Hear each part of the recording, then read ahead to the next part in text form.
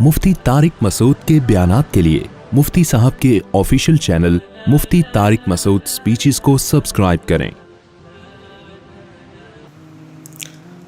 अल्लाह ताला ने कुरान मजीद में वादा किया है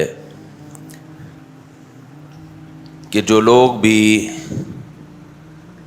मेरे बताए हुए अहकाम पे चलेंगे, शरीयत पे चलेंगे, फलनुहयियन्नहु हयातन तय्यिबा,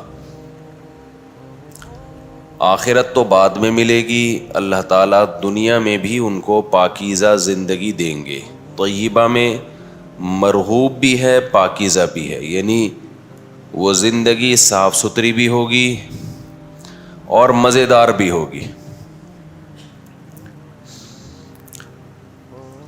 ये अल्लाह का हुक्म है और हमने देखा भी है जो लोग हकीकत में शरीयत को फॉलो करते हैं, शरीयत पे चलते हैं, उनकी ज़िंदगी अल्लाह मज़ेदार भी बना देते हैं और उस ज़िंदगी में तहारत और पाकीज़गी, सफाई भी होती है।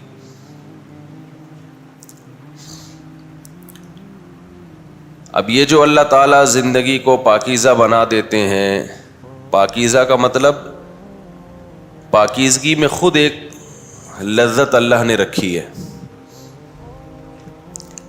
आप जब मैले कुचैले होते हैं तो आपकी तबीयत में सुकून नहीं होता, लेकिन जब आप नहा धो के साफ़ सुथरे हो जाते हैं आपको ख़ुद एक सुकून अपनी तबीयत में महसूस होता है। तो पाकीज़ा का मतलब ये है कि बातनी तौर पे, रूहानी तौर पर आपको तहारत महसूस होगी।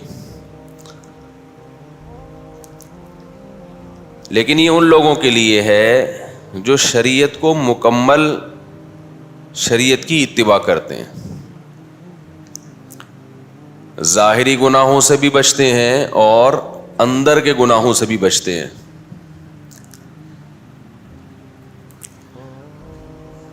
अंदर के गुनाह क्या हैं? दिल से दुनिया की मोहब्बत निकालना।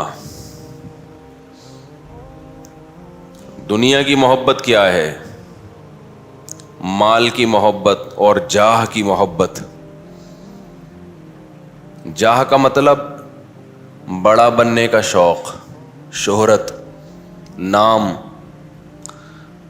और माल का मतलब पैसों के पीछे भागना, माल को वैल्यू देना इतनी जितनी शरीयत ने नहीं दी। कुछ ना कुछ वैल्यू तो हर इंसान देता है, वो ज़रूरत भी है, देनी भी चाहिए, लेकिन जितनी औकात नहीं है माल की उसको उसकी औकात से ज़्यादा बढ़ा देना। देखो आपके घर में मुख्तलिफ़ किस्म के लोग आते हैं आपसे मिलने के लिए, तो हर एक को उसकी औकात के हिसाब से डीलिंग करते हो ना। हाँ कर ले, करे यूं यूं कर, मुझे पता चल जाए। रोज़े का मतलब ये तो नहीं चुप ही बैठे रहेंगे। आपके घर में कोई बंदा आया, SHO साहब आ गए, DSP साहब आ गए, एकदम आप खड़े हो जाओगे, सर आइए बैठिए, आप हमारे यहाँ आए, हमारी खुशकिस्मती। चाय का पूछेंगे, खाने का पूछेंगे, सेल्फियाँ भी लेंगे, दोस्तों को दिखाएंगे DSP साहब के साथ बैठा हुआ हूँ। आपके पास कोई उससे छोटे दर्जे का आदमी आ गया, आम पुलिस वाला आ गया, अस्सलाम वालेकुम सर, खैरियत से, तबीयत ठीक। चाय का कभी पूछेंगे, कभी नहीं पूछेंगे।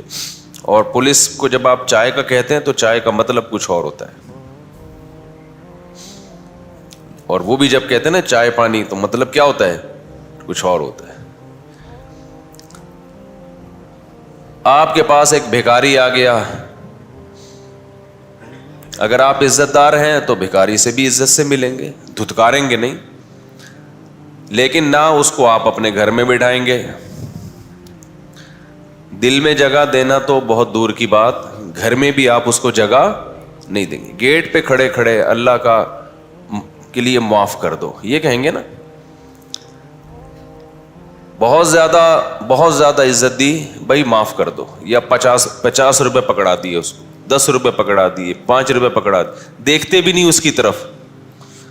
आया है, हाँ भी एक इंसान है, بدتمیزی نہیں کرنی چاہیے, دھتکارنا نہیں چاہیے. یا تو 50 روپے ادھر منہ کر کے پکڑا کے نکل لو گے آگے, یا یہ ہوگا کہ معاف کرو بھائی اور اپنا راستہ آپ لے لو گے. زیادہ چپک گیا تو پھر غصہ آئے گا آپ کو, بھائی بول دیا نا, کیوں خون کیوں پی رہا ہے, یہی بولو گے نا. ابے 50 روپے دے تو دیے, کیا کیا وراثت لے گا مجھ سے؟ کراچی کا ہوگا تو پھر یہ اسٹائل میں بات شروع کر دے گا کہ جائیدادیں تیرے نام کر دوں. پھر وہ اور پیسے مانگے, ابے ہٹا کٹا ہے تجھے تو شرم نہیں آتی, کوئی کام دھندا کر جا کے. جیسے جیسے چپکے گا آپ اس کو اور زیادہ دھتکارو گے. بہت زیادہ چپک گیا پھر آپ تیش میں آ جاؤ گے, پہلے لگاؤں گا, کیا سمجھتا ہے تو 50 بھی ایسے ہی دے دیے میں نے تیرے کو. تو جس کی جو آپ کی نظر میں اوقات ہے اس سے ڈیلنگ بولو اسی اوقات کے حساب سے ہو رہی ہے. تو اللہ میاں یہ نہیں کہتے کہ دنیا کو دھتکارو,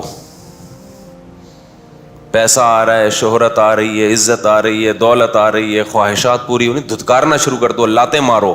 نا نا نا, ایسے نہیں کرو, یہ بدتمیزی ہے. یہ کیا ہے؟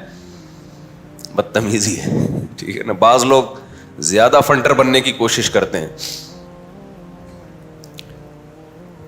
لیکن لفٹ ایسے کراؤ دنیا کو جیسے بھکاریوں کو کراتے ہو.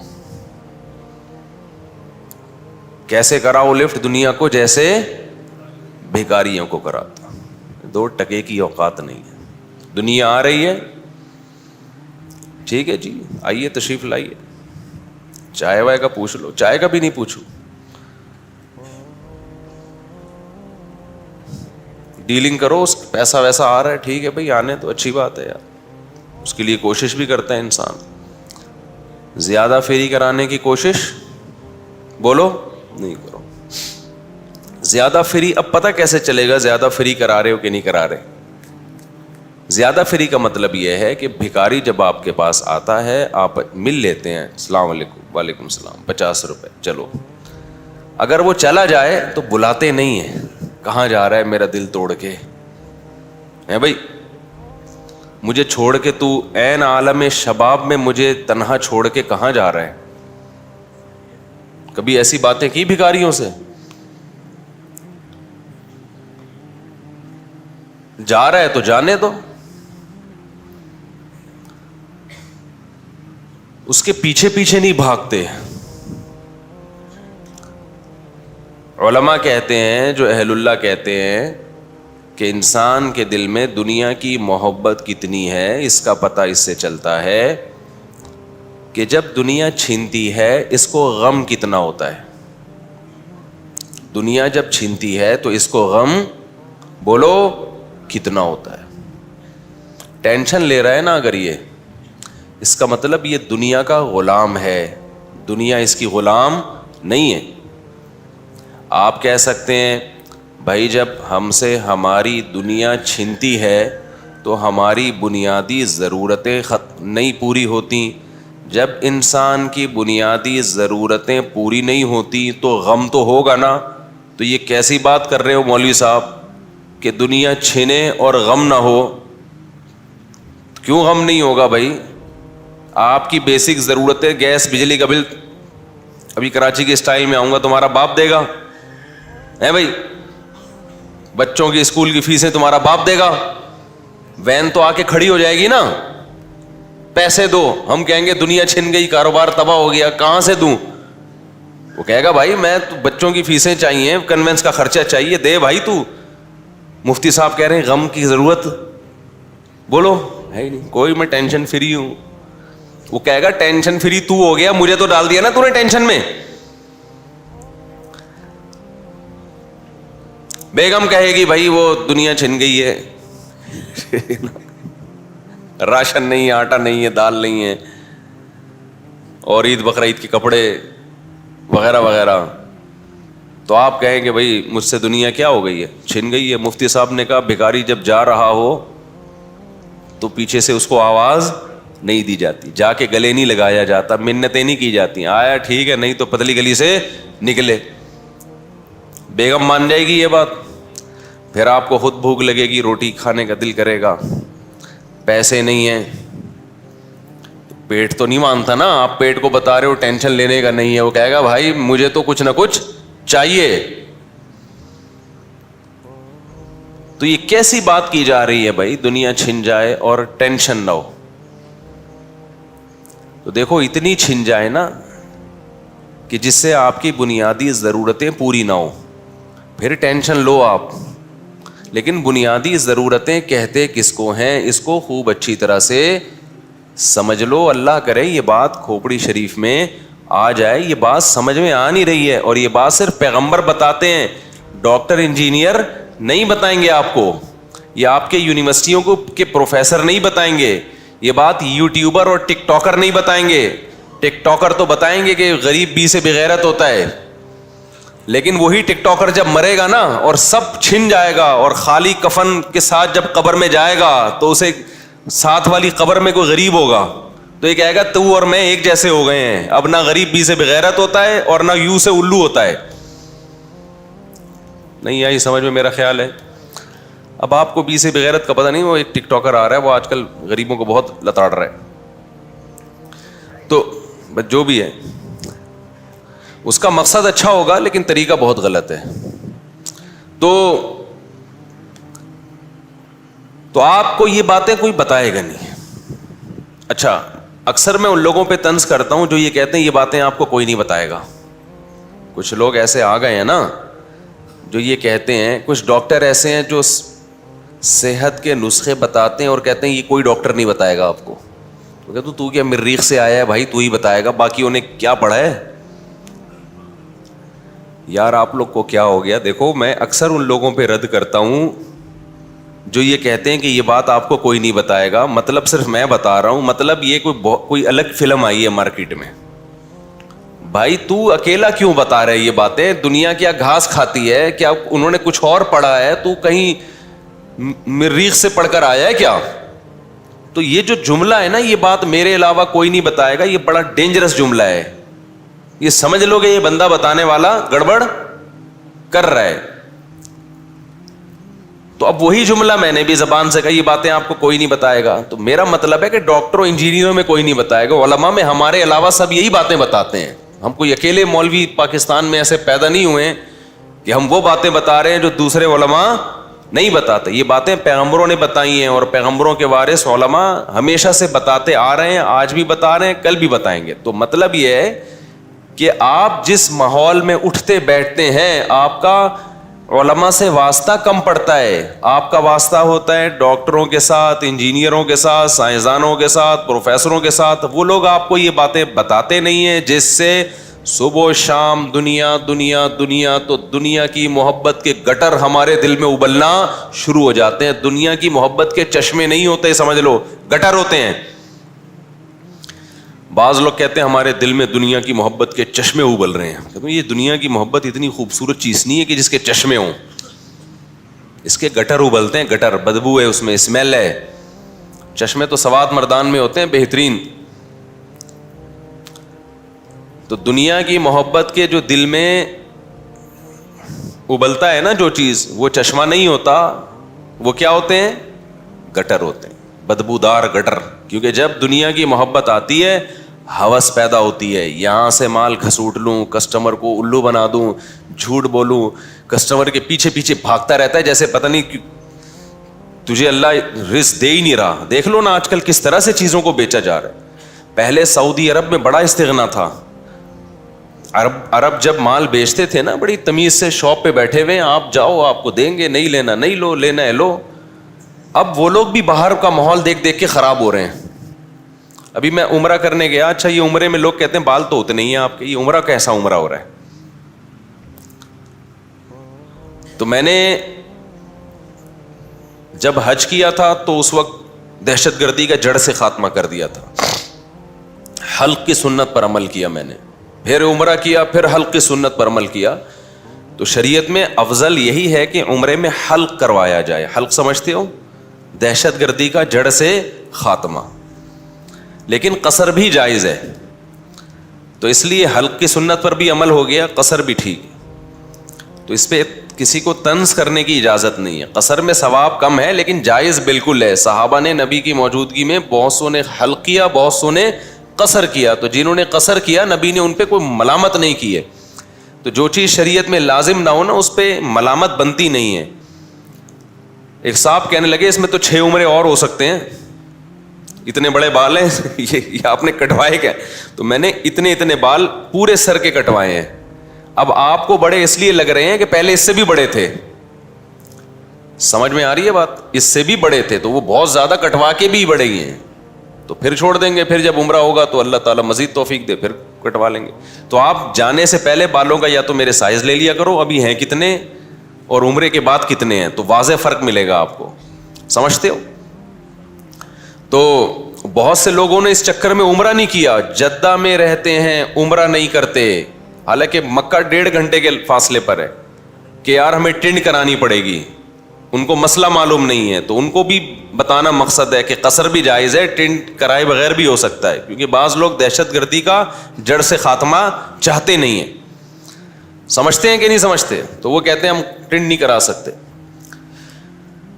حسن تیرا اس طرح سالم رہا, سر منڈانے پر بھی تو ظالم رہا. بعض لوگ سر منڈا کے بھی ویسے ہی لگ رہے ہوتے ہیں جیسے سر منڈائے بغیر لگ رہے ہوتے ہیں. خیر ہم ٹاپک سے نہ ہٹ جائیں کہیں. تو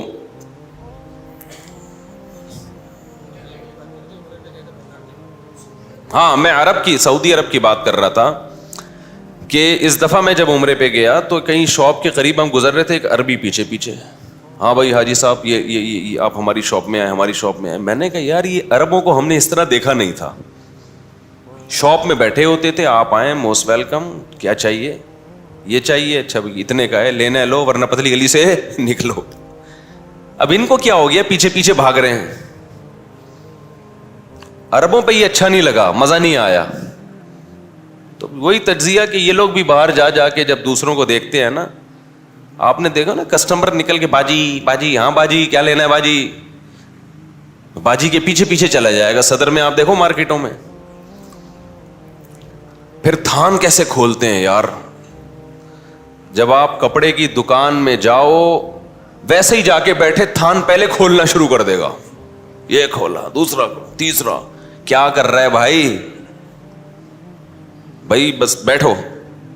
ابے تو لپیٹے گا کیسے اس کو, اتنی ساری دکان کو؟ کہہ رہے نہیں. پھر آپ بولتے ہو میں تو چائے پینے آیا ہوں, میں تو کپڑا لینے آیا ہی نہیں ہوں. پوچھتے بھی نہیں ہے کہ تم آئے کس سلسلے میں ہو. بعض دفعہ ویسے ہی آیا ہوتا ہے کہ یار ویسے ہی تھک گیا تھا چلتے چلتے. خیر وہ ان کا اپنا مسئلہ ہے کیسے تجارت کرتے ہیں. لیکن جب انسان میں ہوس ہوتی ہے, میں ان کو ہوس نہیں کہہ رہا کہ کئی جو تھان کھول کے رکھ دیتے ہیں, لیکن اتنی بات ضرور ہے کہ بالکل کسی کے گھر تک پہنچ جانا, راستہ روک کے اس کو کہنا یہ لے لو, یہ غیر مسلموں سے, انگریزوں سے ہمارے ہاں آیا ہے. یہ مسلمانوں کا اصل طریقہ نہیں ہے. بہت سی چیزیں ہمارے پاس غیر, ان کا تو بزنس ہے, بزنس میں وہ سب کچھ کرتے ہیں.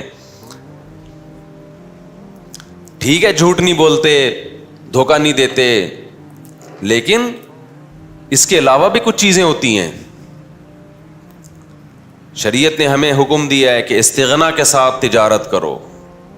آپ چیز اتنی معیاری رکھیں اور اس کو آپ پروموٹ کریں, اس کے ایڈورٹائزمنٹ کریں, اس کے بعد جس نے لینا ہے لے, نہیں لینا آپ آرام سے بیٹھو بھائی اپنی شاپ پہ. تعویذ رکھ رہے ہوتے ہیں دوسروں کی دکانوں پہ کہ اس کی شاپ بہت چل رہی ہے, کوئی تعویذ رکھ لوں بند ہو جائے, میری شاپ چل نہیں رہی.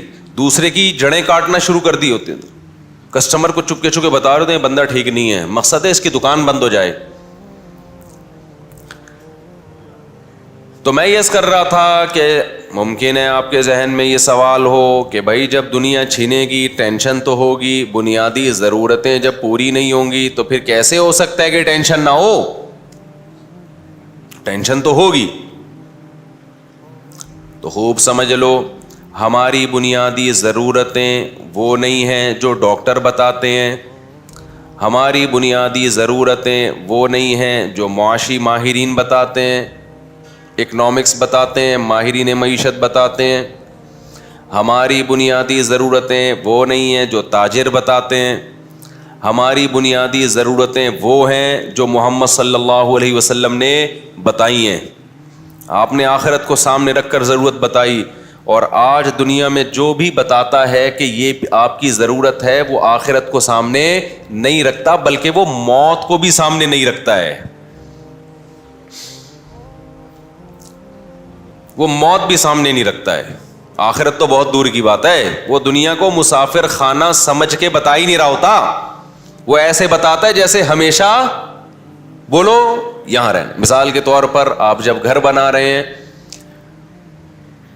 تو سریے والے سے جب آپ رابطہ کریں گے بنیادوں میں سریا ڈالنے کے لیے, تو وہ آپ کو بتائے گا بھائی اتنا سریا ڈالو, اس سے کیا ہوگا 200 سال تک یہ بلڈنگ چلے گی.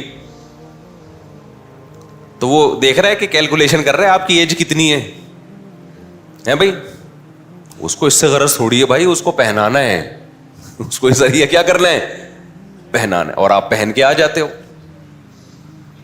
آپ کروڑوں روپے لگا دیتے ہو, حالانکہ آپ کی ہڈیاں بھربھری ہونا بولو شروع, اس میں کیلشیم ختم ہونا شروع. ڈلوانا تو اپنی ہڈیوں میں سریا تھا, ڈلوا کہاں دیا, ادھر ڈلوا دیا. حالانکہ ابھی پتہ ہے یار تھوڑے دن میں جنازہ اٹھنے والا ہے, تھوڑے دن میں چارپائی گھر سے نکلنے والی ہے, اور دیکھ بھی رہے ہیں نکلتے ہوئے, اس نے بنایا تھا نکل لیے. اکثر جو لوگ گھر بناتے ہیں بیچاروں کو خود رہنا نصیب نہیں ہوتا. پھر میں کہوں گھر بنانے کے میں خلاف نہیں ہوں, میرے بیانات کو لوگ غلط چلا دیتے ہیں, وہ اس کی میں ڈیٹیل کئی بار بیان کر چکا ہوں, بھی میں دوبارہ ڈیٹیل میں نہیں جاؤں گا. تو سریے سے دل لگانا, گھر کے پلر سے دل لگانا, اتنی موٹی دیواریں, اتنا موٹا پلر, خود بھی تو اتنا موٹا ہے, مرے گا بھی تھوڑے دنوں میں. جو زیادہ موٹا ہوتا ہے ڈاکٹر کہتے ہیں اس کے چانس جانے کے, کیا معذرت کے ساتھ, اس کے چانس پتلے پھر بھی نکل لیتے ہیں. پتلوں کو ہم نے دیکھا ہے کچھ نہ کچھ گزارا چلا لیتے ہیں نا آگے تک, کیونکہ پتلا جو ہے نا ہر جگہ سے نکل جاتا ہے, تو فرشتے سے بھی وہ تھوڑا سا یوں کر کے نکل جاتا ہے. فرشتہ کہتا ہے چل جانے دے یار. ایک کسی نے بڑی زبردست کمنٹس, وہ ایک پوسٹ چلائی تھی بڑی خاندانی. یہ میں ان موٹوں کے خلاف یہ بات کر رہا ہوں جو بائی نیچر موٹے نہیں ہیں, خوب سمجھ لیں. جو بھاری جسم کے موٹے لوگ ہوتے ہیں, یہ جن کے پیٹ نکلا ہوا ہوتا ہے, ان کی دو قسمیں ہیں. ایک وہ قسم جس کو شریعت برا کہتی ہے, ایک وہ قسم جس کو شریعت برا نہیں کہتی. جو لوگ قدرتی طور پہ بھاری جسم کے ہوتے ہیں, پیٹ بڑھا ہوا ہوتا ہے قدرتی طور پر, کھا کھا کے نہیں, قدرتی طور پر, ایسے لوگ صحابہ میں بھی تھے, محدثین میں بھی تھے, تابعین میں بھی تھے. آج بھی بڑے بڑے بزرگان دین ہم نے دیکھے ہیں, بہت تھوڑا کھاتے ہیں, بہت تقویٰ, لیکن ان کا پیٹ بڑھا ہوا ہے. یہ قدرت کی طرف سے ہے, اس پہ کسی کو ملامت جائز بولو نہیں ہے. جیسے انسان ہے, کسی کی نظر تیز ہوتی ہے, کسی کی کمزور ہوتی ہے, کسی کی فٹنس بڑی اچھی ہوتی ہے, کسی کی کم ہوتی ہے. تو حدیث میں آتا ہے اللہ تعالیٰ تمہاری شکل کو, تمہارے جسم کو نہیں دیکھتے کہ موٹے ہو, پتلے ہو, دبلے ہو, کالے ہو, گورے ہو, یہ نہیں دے. ہم لوگ تو فٹنس دیکھتے ہیں سامنے والے کی, اللہ نہیں دیکھتے. اللہ کیا دیکھتے ہیں؟ اعمال اور تمہارا دل, دل میں کیا ہے اور ظاہری عمل کیسا ہے, اللہ اس کو دیکھتے ہیں. تو اس لیے میں جب یہ بات کرتا ہوں تو ایسا نہ ہو کوئی بھاری جسم کا ہو آپ کے دل میں اس کی برائی آ جائے. آج بھی میں ایسے علماء کو جانتا ہوں, بہت پرہیزگار ہیں, بڑے اللہ والے ہیں, بہت تھوڑا کھاتے ہیں, لیکن ان کا پیٹ بھی نکلا ہوا ہے, ان کی باڈی بھی بھری ہوئی ہے قدرت کی طرف سے. یہ انگریزوں میں بھی ہوتے ہیں, ڈاکٹروں میں بھی ہوتے ہیں. ایک حکیم صاحب آئے 75-80 سال کے, 80 سال ان کی عمر ہوگی, چند سال پرانی بات ہے, اور کہنے لگے میں ایک شادی کرنا چاہتا ہوں, کوئی رشتہ ہو تو بتا دیں.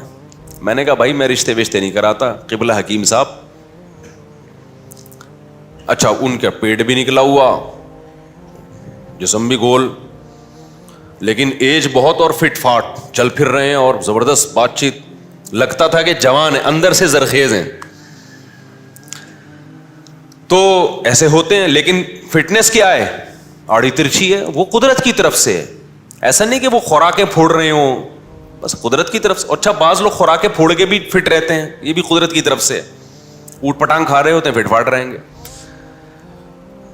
لیکن ایک موٹا وہ ہوتا ہے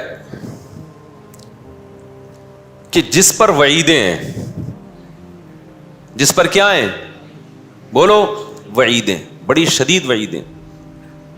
نبی صلی اللہ علیہ وسلم نے ایک یہودی موٹے کو دیکھا جو ان کا عالم تھا. آپ نے فرمایا کیا تو نے تورات میں پڑھا نہیں ہے کہ اللہ کو موٹے پیٹ والے سے نفرت ہے؟ عالم بھی تھا اور ماشاء اللہ سمجھ رہے ہیں بات کو, توند نکلی ہوئی تھی.